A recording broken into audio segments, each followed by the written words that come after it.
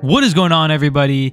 Today we have a very spicy thing to talk about. On the screen, you're going to see some League of Legends gameplay, some friendly banter in the chat there, but I hope everyone's doing really well. So, welcome back to another episode of Game and Talk. Please make sure you stay tuned all the way to the end of the video so you get to hear all the things that I have to say so that you can leave a nice comment on what you think. So the first thing I want you to do, pause the video before you watch this, and if you have not, go to the video description and click on the link of Mark Zuckerberg on Joe Rogan and his take about AI replacing mid-level engineers at Meta. Now, if you haven't been living under a rock, then you would know that that's a bold statement, right? So that shook the software engineering world, especially in a market that's kind of already, not in shambles, but it's definitely a down market. There's a lot of layoffs, very few postings, and difficult to find a job. A lot of ghost postings. A lot of companies are, posting just to inflate numbers, and so it's pretty rough out there. And so then to drop a statement like that really took its toll on the morale of the aspiring software engineer and even the junior and mid-level engineers that have positions. So let's talk about that today. So the first thing I'd like to say is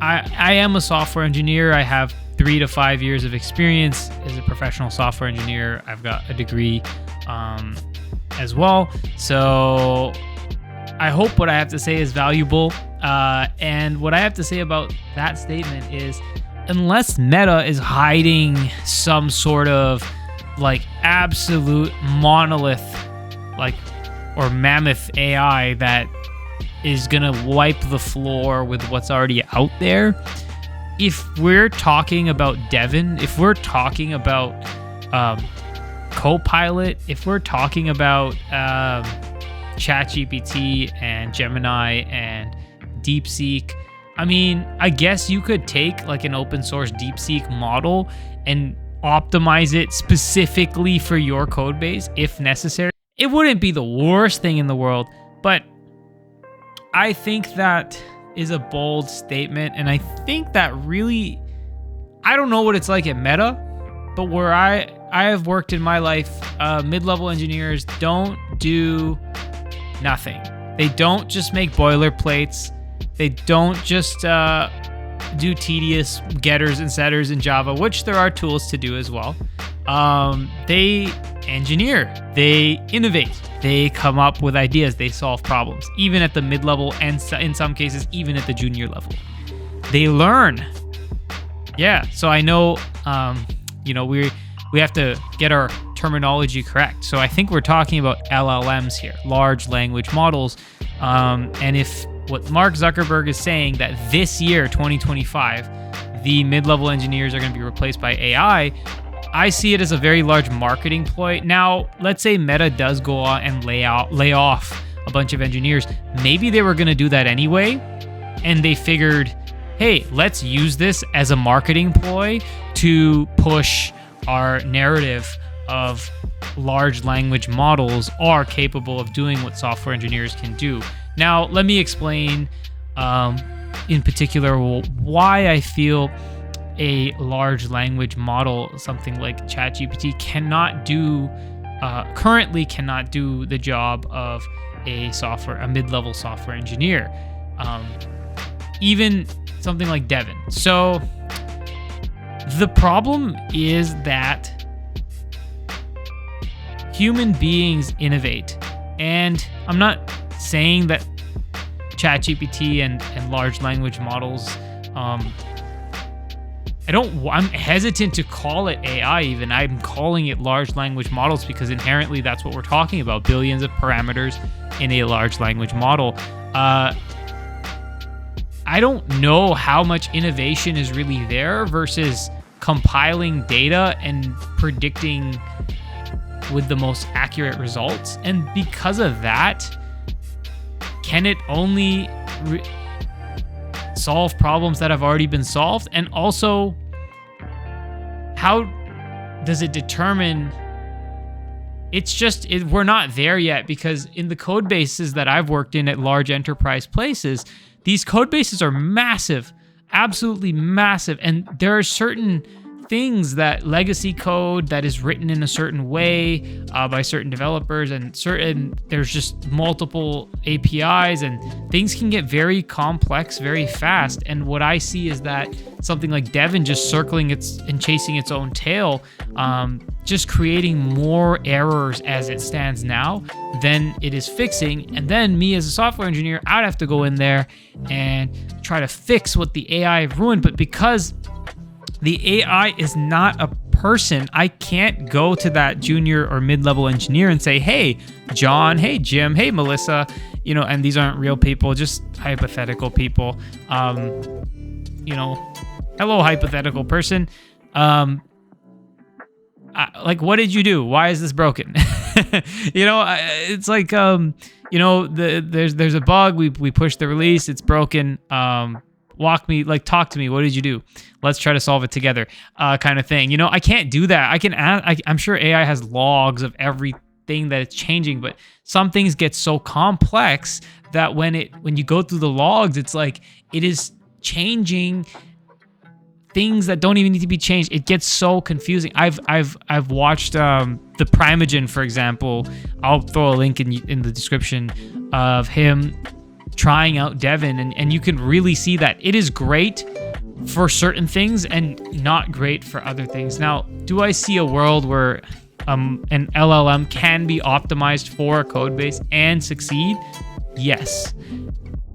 However, the way I see it is, if the goal of LLM is to recreate what a human can do in order to save money and in order to save time, well, if I'm investing billions and billions of dollars into this LLM, into this, what they call AI, and it's not more productive than a group of human beings, then I'm better off investing my money in the human beings. And I trust, based on human history and based on everything that we've done, this is just my opinion, that the human beings will come out on top. Now, the AI might be faster, it might be optimized. I could see it being used as a tool. I could see the number of software engineers needed being reduced, but I don't see a reason why you would remove all junior engineers, because junior engineers bring fresh perspective, good energy, great ideas. And I know none of that matters when you're talking about an LLM that doesn't have a heart, doesn't have a soul. Actually, and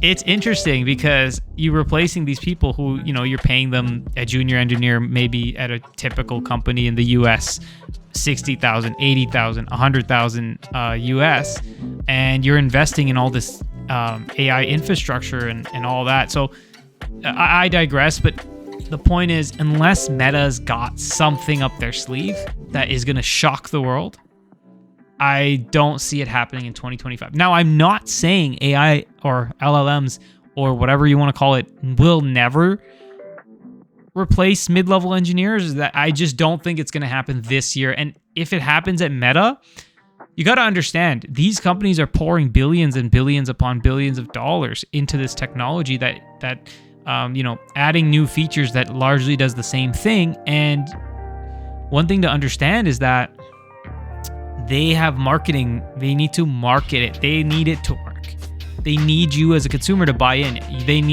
Google needs you to buy their Pixel 9s so that you get all the Gemini features because of all the money they put into it. Meta AI is a big thing and they're pushing it. So I think that they're reallocating budget. They were going to lay the people off. This is just my opinion. I have no insider information. This is just what I think, that they're, if you're going to lay off the people anyway, you may as well make it a marketing ploy saying, oh, well, we laid them off because we can replace their job with this internal AI that we had. Now, it's just really interesting. I really do see it as marketing. Now, and I'm going to repeat myself again, but I'm not saying it's impossible. I'm just saying we're not there yet. And that's coming from me. I worked in multiple notable large enterprise places, and I feel that the way that most businesses operate is not there yet. A lot of these larger companies, they take a long time to change. They take a long time to get on the wave.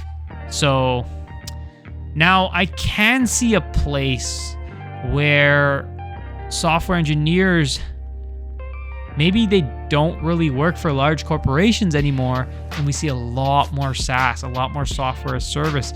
But the problem I see with that is the software as service needs to be a service that's valuable, typically to optimize. I mean, I guess a SaaS could be for anything, but it doesn't have to just be work related. But what I'm saying is if there's no engineers to buy into that SaaS, if it's a work related one, but it could be a personal one, so I'm not against it, but I just think it's a very bold statement by Zuckerberg, and I think that we are not there yet.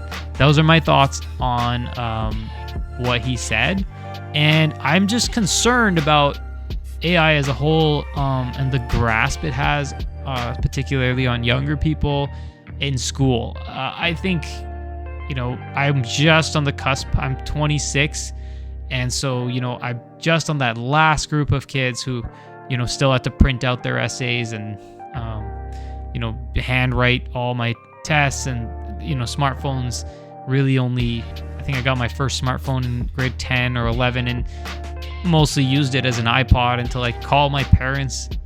So I think I'm just really concerned about where we're headed, because interesting take. This is just what some of my thoughts. You have AI, which is, if it becomes a single source of truth, where our youth are now going, okay, well, the AI said it's true, and so it must be true. Then the AI is compiling all the data, the current data, then, the AI, if it does grow, some intention for itself, let's just say, let's go Terminator mode for a second, can brainwash and, kind of skew a source of truth. It can spread misinformation and false information if not used correctly. And I'll leave it at that, but I just don't see, I see it as a tool. I think if used as a tool, write your boilerplate code, generate some ideas, write you a script, help you with all kinds of things, AI, it does some really cool things. I used it the other day to create a diet, a daily diet, and then a grocery list for that diet. And then and then I asked it other things, and, optimize this, optimize that, my workouts, all that stuff. And it is incredible for those things and absolutely has its place. And I use it as a software engineer as well. I use Copilot all the time within my Visual Studio, and it helps me debug and it helps me solve problems. I just don't think we're where Mark Zuckerberg says we are. And yeah, so those are my thoughts on that bold take. If you have some thoughts, make sure you leave those thoughts in the comment section below. Make sure you like the video. Again, I'm just chatting and gaming. I figured I want to make this channel because, well, I game all the time, and so I said I may as well record it, and then I talk all the time, so then I may as well put the two together. But I hope you guys enjoyed this video. Hope everyone leaves a comment and let me know what you think, and I will see you in the next video. Make sure you subscribe as well for more, so you get notifications, so you know when the next video is coming, so that you can listen to me talk and you can tell me what you think. So I'll see you in the next video. Goodbye. And